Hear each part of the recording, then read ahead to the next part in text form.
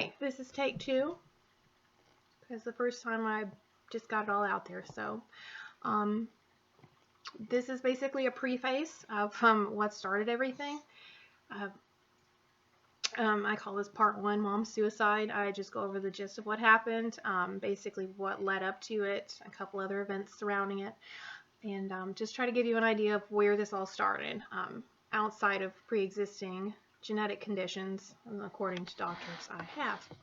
So what I'd like to start off with is I, as a kid, never really noticed anything outrageous about my mother. To me, I mean, as I think any kid, but I could be wrong, you see your mom as the standard, the normal, just whatever. You go over to friends' houses, parents are different, but you see, you know, that your parents are the standard. So I never noticed anything off about her. I knew she was temperamental, I respected her, and I feared her, respectfully, but I never really knew anything was off until probably around 9 or 10, I think. I do remember around that time she pulled me to the side and tried to explain to me that she had depression and bipolar. I think I'd overheard her talking or something and asked her about it. And at the time, I knew what depressed meant. I knew that it was sad. That's all I knew, though. You know, I just thought it was sad. Like, what if my best friend left town? Kind of sad. I didn't understand the emotional grip that it has on somebody. It's like a demon just sitting on you. So, you know, I wish I could have understood it better then, and I would think that I could have helped her better, but at the same time, I just have to accept that I was a child, and some things were just out of reach for me. I do recall that I had blocked out, and still to this day have most of the event blocked out, that around 9 or 10, she tried to kill herself with antifreeze. She was fighting with my stepdad, which they did a lot, which my stepdad was a wonderful guy to me. He was my father figure, took me fishing, so don't think bad of him or her. They fought a lot, and I think some relationships just do that. So that led up to her trying to commit suicide with antifreeze. And at the time, the only thing I remember is that I knew she was very sick, and the ambulance was coming to get her, and I remember sitting on the front porch to try to comfort her. After that, it's blank. I don't remember. People tell me it's not there, so maybe it is somewhere, but I don't care to dig it up. Anyways, and not long after that, I remember we moved to Lancaster, Kentucky, and everything seemed to be working better. You know, I had a good school, we were out in the country, it was a nice house, everybody was happy. Then I remember that the doctor tried to get my mother on medication to try to help her with the bipolar and depression. And at the time, I think it was experimental things that they were trying for bipolar. And whatever they had her on, it was oxy something, I think, but I could be wrong. I'm not a doctor. So I remember that it made her angry, and I mean rage angry. She would at one moment be fine, she'd be cooking dinner, chopping up onions, whatever, and the next thing you know, she's freaking out around the house, going on a freaking raid. So as a kid, that makes you very uncomfortable because you want to think it's something that you're doing, there's something you should be doing, anything to make it better. And I remember the final straw of this particular medicine that she was on. One night, it was the worst rage fit of all, and I think she was just blacked out. I don't think she remembers any of it at that point, but she was going off on my stepdad, going off on me, and fuck you and F you, and directed just at me, and I hadn't done anything. Something just flipped her out. So she went off on him, she went off on me. I thought it was my fault. My stepdad was like, don't worry about it, just go to your room. Just go to your room. And I did. And I remember hearing them yelling, and then she was like, okay, I'll just flush them, and she flushed them, and that was the end of it. The next morning she woke up, she was fine. So it's not just the disorder that's dangerous, it's also the medications, maybe even misdiagnosing or just mismedicating in general that can cause a severe problem. So that's always something to consider if you're ever dealing with somebody who has like a similar disorder or bipolar. If they seem a little different than usual, and if they're trying a new medication, it could very well be that. It could just make it worse, especially if they're misdiagnosed and they're on medicine for one thing and not the other, which I think probably was a big part of it, but what do I know?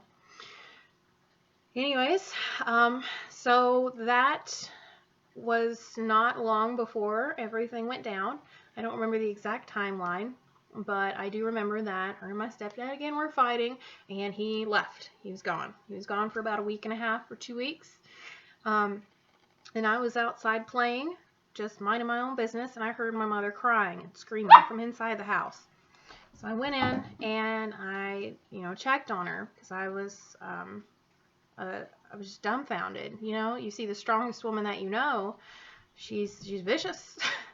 She's just completely in panic and freaking out and crying, and you don't know what to do, especially being a socially awkward person that I just am by nature. So, I went down and sat down beside her, and I went to touch her, and I remember she leaped up, and she was just screaming. It was the landlord trying to work out something about the late rent. And then I remember she ran to her room. She said, if I hear a loud noise, to go call 911, and she slammed the door. Without any hesitation, I knew what that meant, which I don't think at that age, 13, 14-ish, you should know what that means, but I did. And I went next door to the neighbors. I did not call 911. I called my papa. Hindsight 2020, 911 would have probably been the best option. Even he should have done that, but we didn't. And that's just something that's an unfortunate life lesson that I learned later on down the road there. But anyways, he came over, and by then she had calmed down. She went from a 10 about down to a 7. She was still pretty shaken up, but she had mellowed a little bit, enough to come out and try to rationally speak with my papa and myself. And they both agreed that maybe I should just go over there for the weekend and, just spend the weekend over there, give her her time to kind of rewind and just relax and try to straighten everything out. Excuse my camera bomber. This is Pig. She is my anxiety medication. So I did. I went over there and I tried to call every day, and I got nothing but a busy signal. So, but back in those days, it was all AOL and dial-up, so you don't think anything about that when you got that. I was like, she's just on the internet, or maybe she's out and about, who knows. So, on Monday, when we couldn't get a hold of her, I went over there with my grandma. I call her Geaze. And she was on an oxygen tank at the time for lung cancer, and I went with my Aunt Sharon. I think she drove. So we went over there, and it was a pretty somber drive there, and I tried to call her the whole time and text her. I didn't get any response. You're just hoping for the best on the way there. And I got there, and I went to go into the door. I didn't have my key. I knocked. Nobody answered. The dogs were barking. The truck was out front.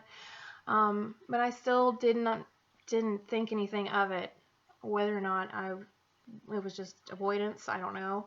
But I went down to the window, my bedroom window, cracked it open. I always forgot my keys, so it stayed unlocked most of the time. Crawled through, and I will never forget the smell that hit me, the cold air. It was just this icy tinge air that wasn't air conditioner cold. It wasn't cold that time of year at the end of July in Kentucky. It was just this deathly cold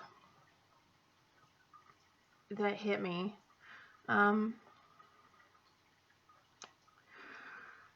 Anyways, the smell, I could tell. Neither my kittens that I'd had in the house at the time had their litter box cleaned, which is very unusual for my mother. And then when I opened my bedroom door, I could tell the dog's not been out. Or one of them had an accident, one. At this time, it's safe to assume they hadn't been out.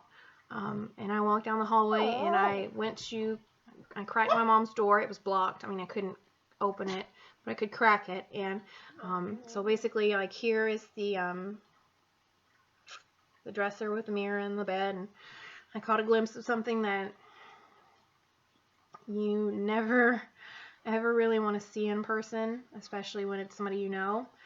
And as a kid, it's especially something that you should never see ever. Sorry, my dog's in my bones right now. But anyways, I didn't try to force the door open. I caught a glimpse of something that was reassurance, I guess. Not the kind of reassurance you want. But I went outside. At that point, I hadn't had any feelings hit me yet. It was pure shock. And so no sadness, no anger, nothing. I was cold. And I went outside, and I seen my grandmother sitting there with her oxygen tank, and I see my Aunt Sharon, and I was like, just don't let her go in there. It's not a good idea. So I knew that she was in a fragile state. And at the time, I was still just rock. And I was like, I'm going to go next door and call 911. That's it. And I remember bolting over to my neighbor's house again. And, of course, halfway across the field, it hit me. The tears and anger, the sadness, just everything. It's like hitting a wall. Not even running into one. It's like somebody just catapults you onto stone. Nothing can compare, I don't think, ever in my entire life ever again.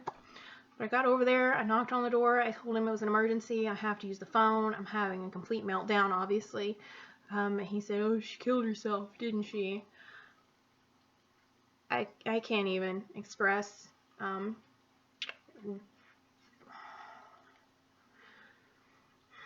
ever be that guy. Just don't do it. Anyways, I called 911. You know, and I gave him our address, and I was like, my mom's committed suicide. I need somebody to come out here. And I think I even mentioned that my grandmother was on oxygen, so to be prepared for that, because there was a lot going on. So I sat there and I calmed down, and you know, I went back over to the house, and at that time, everybody was there, and they asked me if I wanted to see the body, and don't ever do that either.